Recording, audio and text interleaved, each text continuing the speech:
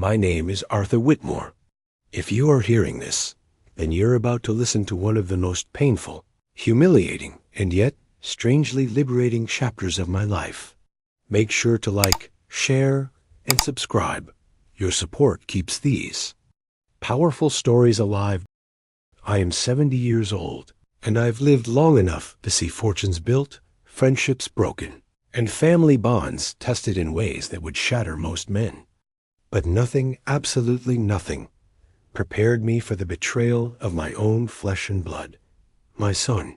For most of my life, I wasn't a rich man. I wasn't born into wealth or handed down any golden inheritance. I worked, I fought, and I sacrificed day and night. My ex-wife, Margaret, and I built something incredible together. A life of stability, comfort, and eventually, a fortune that most people could only dream of.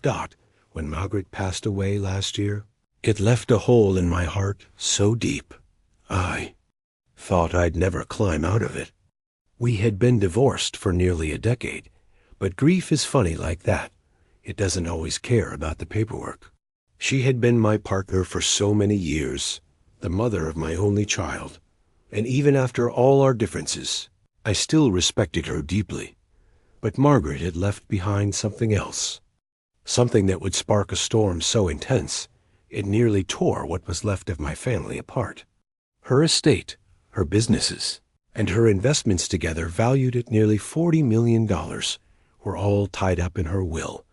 I didn't expect much from it. We had been divorced, after all. But she and I had always agreed on one thing. Our son, David, would be taken care of no matter what. What I never imagined was that the will would become a weapon, a tool of mockery, greed, and betrayal used against me by the very boy I had raised. David, my son. When I held him for the first time in that hospital room 45 years ago, I promised him one thing. I would give him the life I never had. I came from nothing. My father was a factory worker who died too young, and my mother struggled to put food on the table. I wanted David to have opportunities I could never dream of. So I worked. I worked like a man possessed. Long nights, endless business trips, sleepless hours at the office. I built a career in real estate, brick by brick, deal by deal. And every time I walked through the door late at night, exhausted and half dead, and saw David asleep in his bed, I told myself it was worth it. I missed birthdays. I missed baseball games. I missed some of the small things fathers are supposed to be there for. But I always believed David would understand. I always believed he would see the bigger picture, that every sacrifice was for him. But I was wrong. The day the news about Margaret's will spread through the family, David called me. His voice wasn't soft. It wasn't grieving. It wasn't even curious.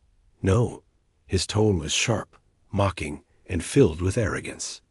"Dad," he said, "you do realize you're not getting anything from Mom's estate, right? $40 million, and you'll get nothing. Zero." I sat there, stunned. "David," I whispered, "why would you say something like that?" He laughed. "Because it's the truth. Mom never forgave you for the divorce, and she made sure of it. Everything goes to me. You should have thought about that before you walked away from her." The words pierced deeper than he could ever know. For years, I had lived with the guilt of the divorce. Margaret and I had our differences. She wanted to expand the businesses faster, take risks, while I wanted stability.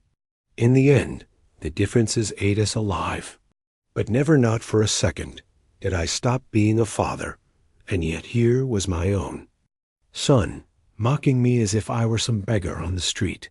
A week later, I invited David over. I needed to look him in the eyes, to understand if the venom in his voice was real or just a moment of anger. He arrived in his sleek car, wearing an expensive suit that screamed of wealth he didn't earn. When he walked into my home, he didn't even glance at the photos on the walls, the ones of him as a child, the ones of Margaret smiling. the ones of us as a family. He sat down casually, crossing his legs like he was above it all. David, I began slowly, why are you speaking to me like this? I gave you everything I could. I raised you, I sacrificed for you. He cut me off with a smirk. You gave me scraps, Dad. Mom gave me everything. She was the one who cared, who made sure I'd have the life I deserve. You were just there, always working, never around.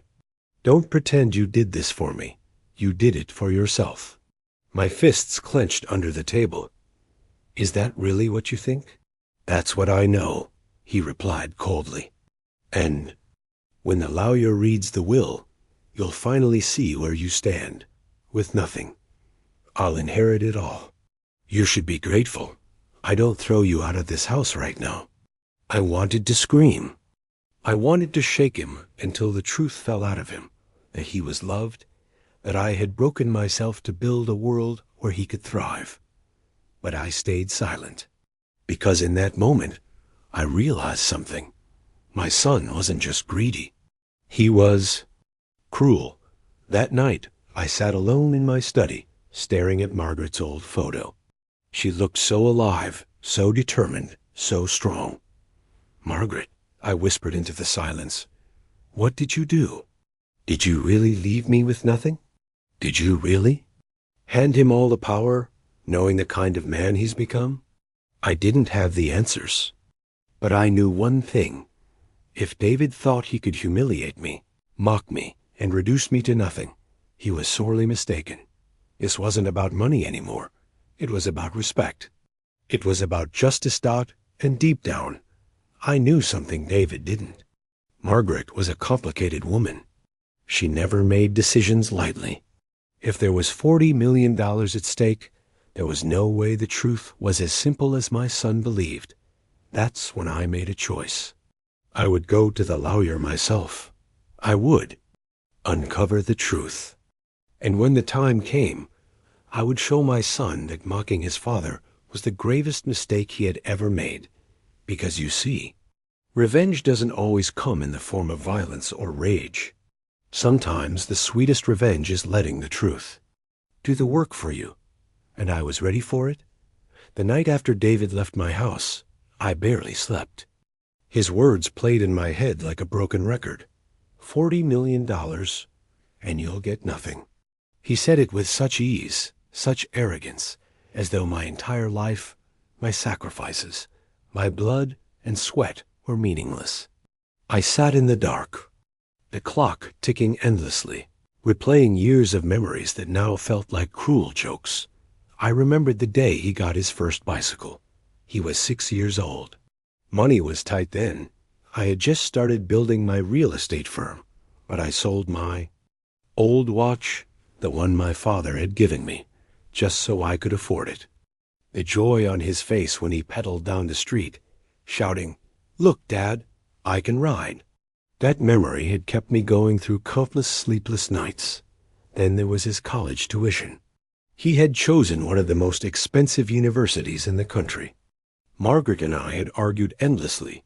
She thought he should earn part of it himself, maybe through scholarships or work study. But I refused. No, I told her, I'll pay for it. I don't want him to worry about money when he should be learning, and I did. I worked double shifts, pushed my health to the edge, just so David could walk across that graduation stage with his head held high. Even remembered the day Margaret and I finally divorced. She had tears in her eyes, but she said something I'll never forget. "Arthur, promise me you'll never stop being there for David." And I didn't. No matter how far apart Margaret and I grew, no matter how bitter our arguments became, I never let that promise slip. Yet now, here I was, betrayed, humiliated, reduced to nothing by the very son I thought I was protecting. The next morning, I dressed carefully.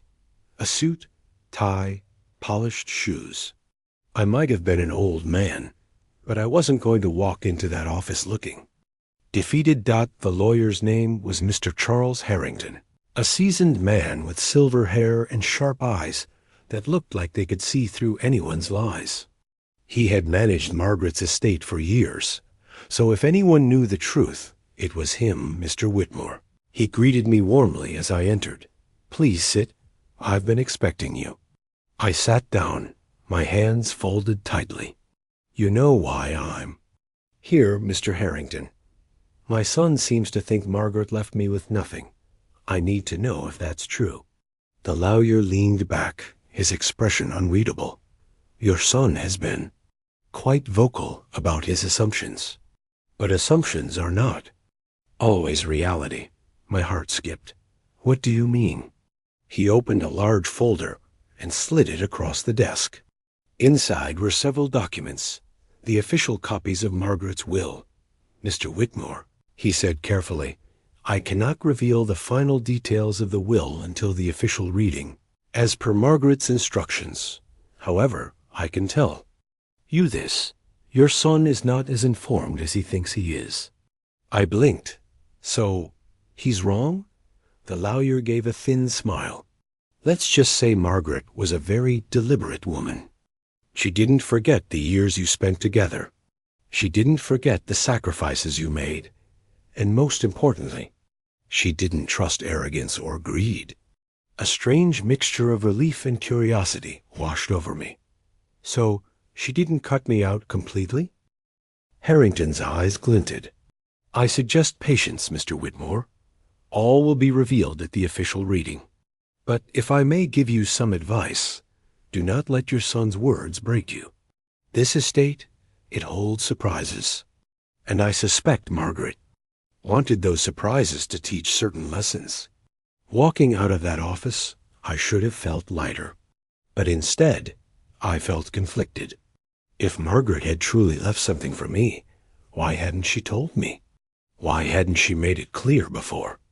She died? Perhaps it was her way of making David show his true colors. Perhaps she had wanted to test him, to see if greed would consume him. I couldn't know for sure. That night, I sat in my study again, staring at the old photo of David as a boy. I whispered into the silence, "Where did I go wrong, son? Was it the missed birthdays? Was it the late nights? Did I work so hard to give you everything that I forgot to give you myself? Or were you always like this?"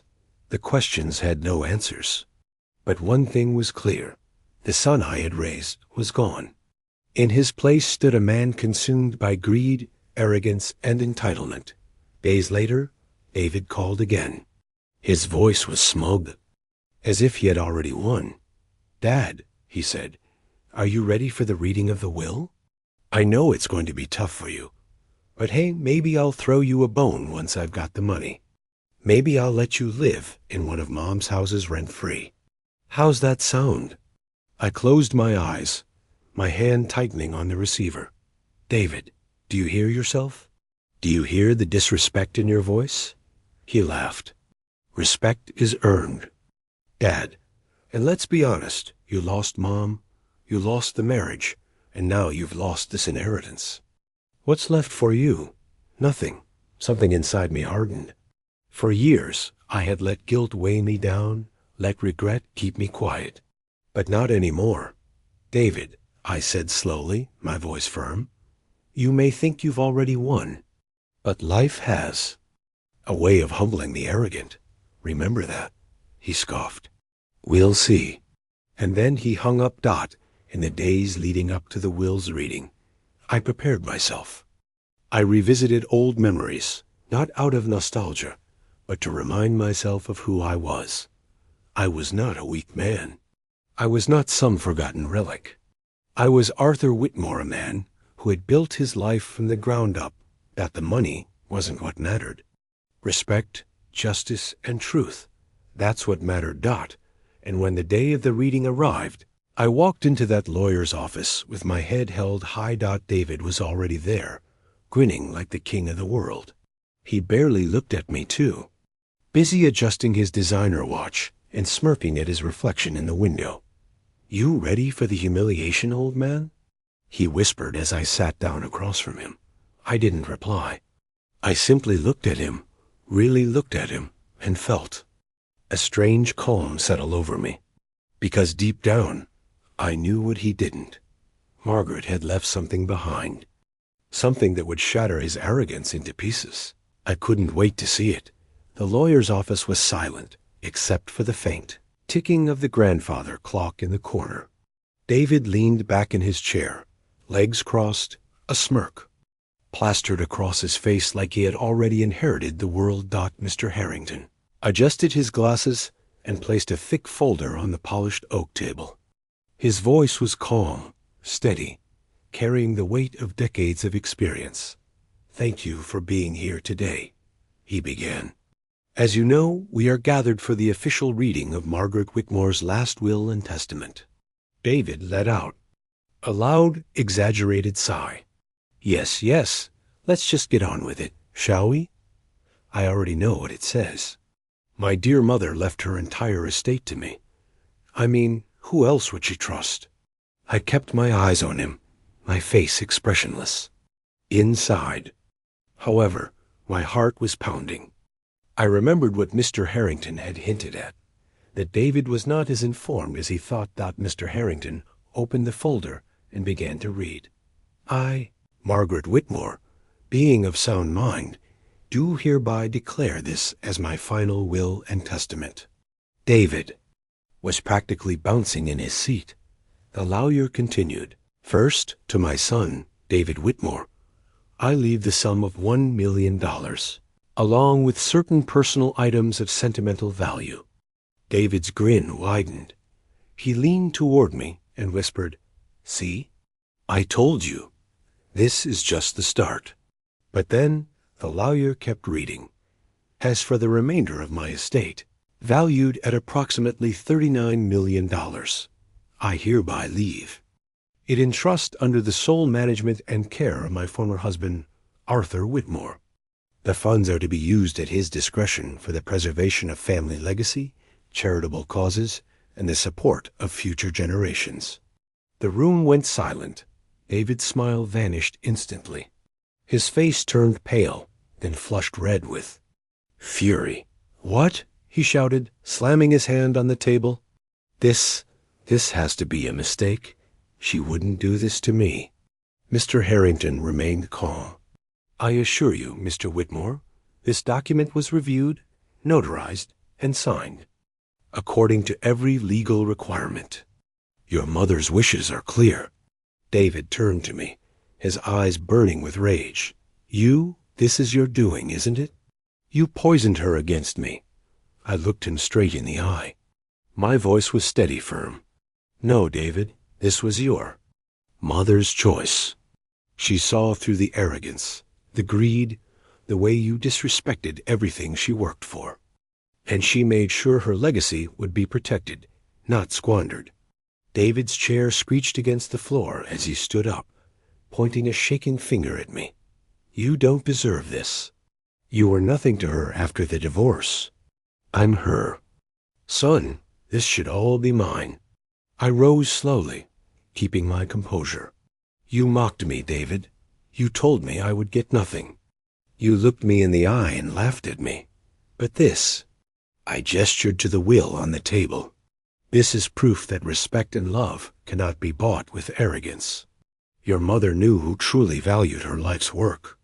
Mr. Harrington cleared, his throat cutting through the tension.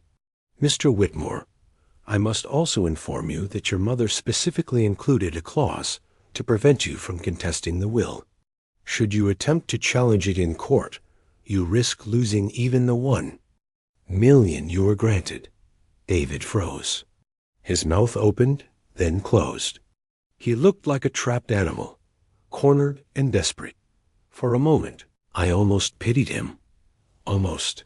Because beneath all his greed and arrogance, he was still my son. The little boy I once carried on my shoulders. The boy I once stayed up nights, worrying about. But pity has its limits. Respect, once broken, cannot be easily repaired.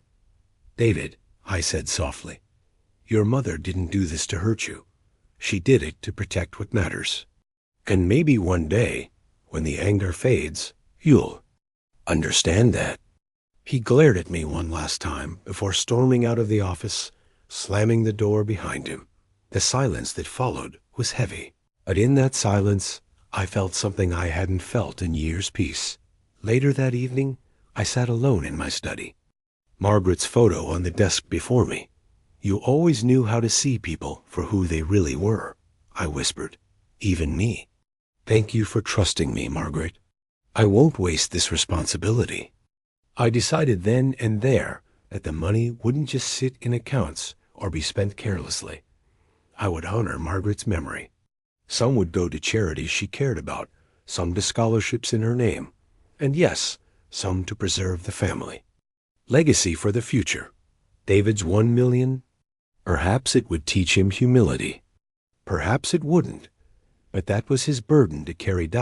As I closed my eyes that night, I reflected on the journey. Betrayal cuts the deepest when it comes from your own blood. But betrayal also reveals truths we often try to ignore. Greed consumes. Arrogance blinds, and respect. Respect must be earned. My son mocked me over the $40 million will, believing he held all the power. But in the end, it was the truth, calm, patient, undeniable truth that exposed him. And so, if there is one lesson to share with you, it is this. Wealth may reveal a person's character, but it is love, respect, and integrity that define true legacy.